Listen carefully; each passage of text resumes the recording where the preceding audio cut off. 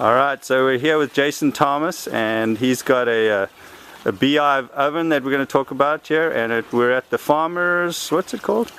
City Farmers. City Farmers Nursery in San Diego. And Jason, first thing I would want to ask you is how did you get into this?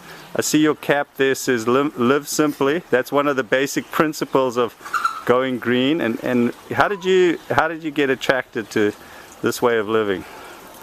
I guess it was just a culmination over the years of probably some of working in conventional building, and then you're actually in building as well, huh? Well, just kind of odd jobs here doing roofing or flooring. Sure.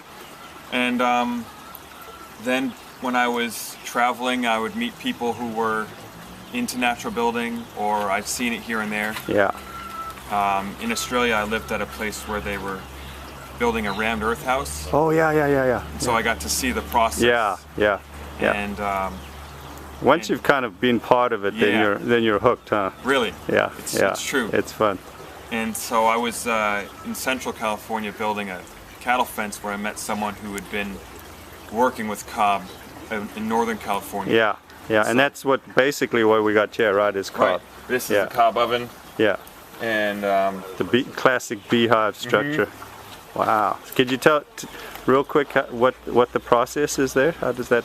I know you've got a workshop going up, and it's not. You can't say it in 2 minutes, but it's a pretty straightforward method where you've mixed your cob together, and you build a sandcastle out of. I've used beach sand here. That has to be fun. You apparently actually just went to the beach, literally. I went to the beach, and it makes great sandcastle sand. Yeah.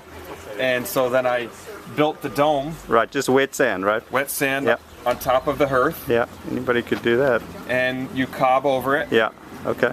And then you dig it cob, up. real quick, mixture of what? Sand and clay soil and straw. Yeah.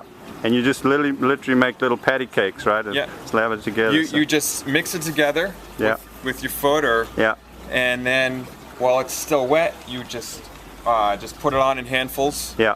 And then you just sew it together with your feet.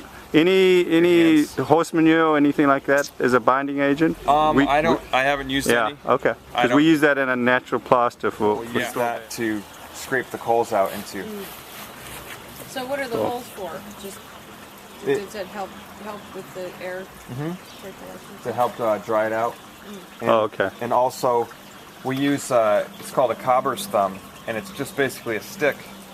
And so whenever you're adding more material to what you've already got, you wet it down so that when it dries, it all dries together. Yeah. And when you use the cobber's thumb and you poke holes through there, it sews the straw into pushes it in, kind of weaves it in. Yeah. So it acts as rebar. Right. So do you have to keep it wet as you're doing? Because we live where it's really dry. Mm-hmm. You can mix it. You're mixed really wet, and it makes it easier to trot it with your feet. Mm-hmm. And then you can let it set up and dry a little bit, and then you can build with it. Now you just experiment with the clay that you've got, because I know clays are really different. We'll give Vanessa over there. What do you think about all this, Vanessa? I love it.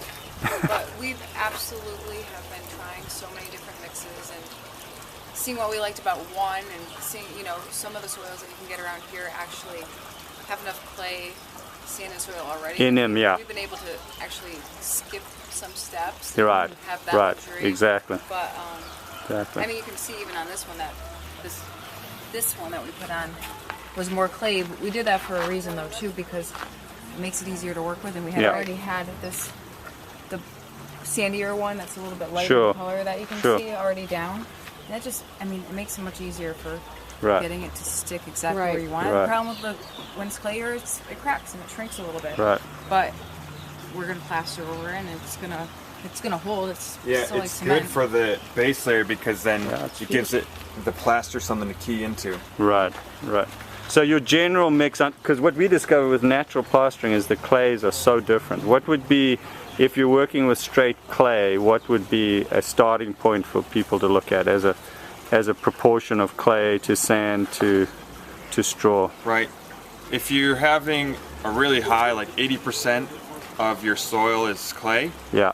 then you might mix in as much as 3 parts or 4 parts sand Okay. to that soil, Right. and then maybe 10% straw. Right. Okay. And so I would recommend first you make a brick using a 4-to-1 ratio. Okay.